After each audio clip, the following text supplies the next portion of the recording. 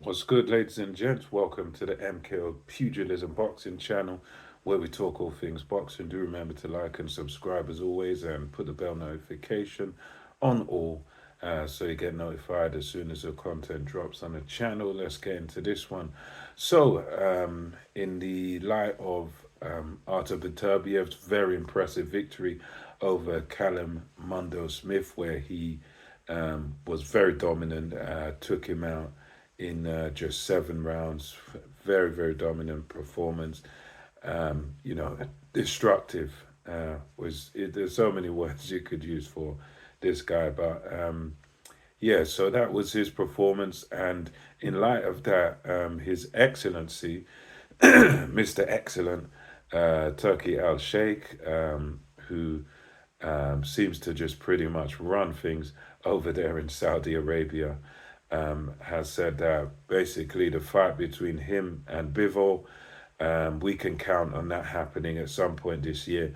I guess at some time, I think it'll be after the time of fasting, after the time of Ramadan. I think both Bivol and Beterbiev do observe that. They're both Muslim guys. So at some point, I think after that period of fasting, um, is when we'll have this fight. So there's a possibility, maybe sort of summertime, that we could get this. But basically, the bottom line is that His Excellency has said that this fight as good as done. You know, he said he was very relieved when Callum Smith got beat by Beterbiev because he really wanted to make that undisputed fight between these two guys.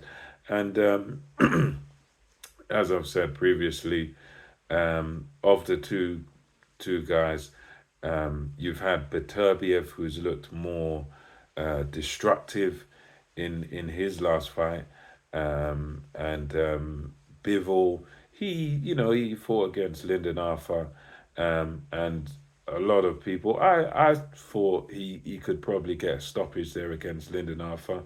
That didn't end up being the case. It's a fight that went long, went to points. Um, but he still was pretty dominant, and I think it's one of these things where just due to his style being sort of very much the boxer, the very typical boxer, quite upright, does everything textbook, everything sort of by the book, and he's not really the same as a Beterbiev, sort of come forward aggressive. He is aggressive in his own way, but he's much more the boxer. So when he beats someone, is more likely to sort of go the distance unless he decides to really turn it on. But that's basically his nature, is to be more the boxer. So I'm sure people are going to be big time favoring Artur Beterbiev because he looks more destructive. He's the bigger puncher, and he's got that 100% KO record. As much as, yeah, he's been down before, he's been hurt before. He's never really looked like losing a fight. I think Anthony Yard gave him a good run for his money. Marcus Brown as well, he gave him a good run for his money. But you could tell that even in those fights, it was just a matter of time before Beterbiev takes over. So this is a fight that I'm very happy that we should be getting this year, and it will make for a good spectacle.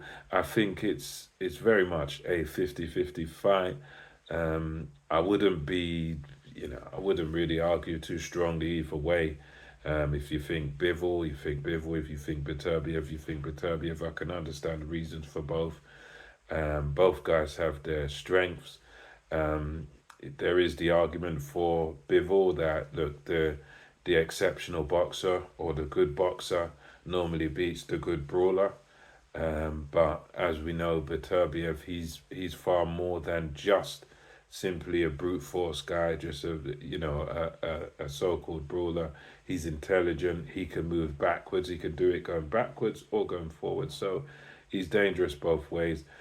And yeah, it's one that will pit the skills and the speed and the ring IQ of Bivol against the, the intelligent, come forward, destructive style of Artur Beterbiev. It's a question of, can Bivol stay out of his way for 12 rounds? Can he maneuver around the ring? Can he make Beterbiev miss? Can he confuse and baffle Beterbiev with his movement and with his technique for 12 rounds? Because as a lot of people have remarked, 12 rounds is a lot of time to keep this man off of you. So yeah, it's, for me, it's 50-50 going into it, and I, for one, I'm just grateful that we should get to see this. And yeah, it just shows you that as much as people say about Saudi and whatnot, and yeah, there's things you could say there. I don't know all the entire history, but one thing we can be grateful for is that the money that is being poured into it, into boxing, by these guys, is giving us what we want. Is giving us the super fights that we want to see. And I, for one, am grateful to see that, because it's prior to this thing coming in with, with the Saudis and all this, or the money pouring into the sport. There was kind of standoffs between a lot of promoters. A lot of promoters will not collaborate, will not work with one another. But we see with these guys coming into it now, we're seeing Frank Warren and Eddie Hearn working together, sitting on the same table together.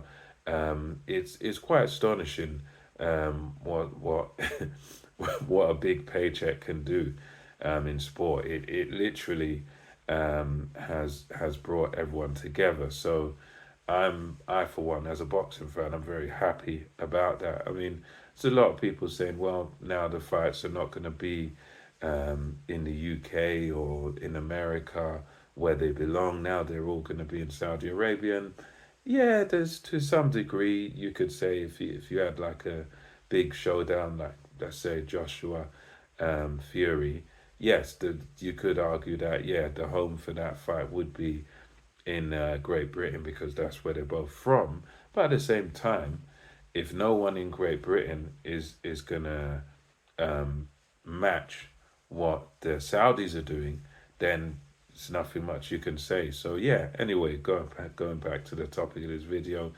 big news.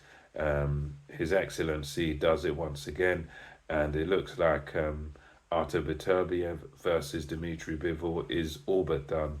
Both of them come through their last fights. Bivol come through Lyndon Arthur very easily, won every round. And Beterbiev, he just pretty much demolished Smith rather easily. So, yeah, let me know what you think about this. Bivol versus Beterbiev, basically done for this year, 2024. We just don't know the date yet. Let me know what you think about that fight, and who you think will win that fight when it does happen. And until next time, it's MK with Pugilism, over and out.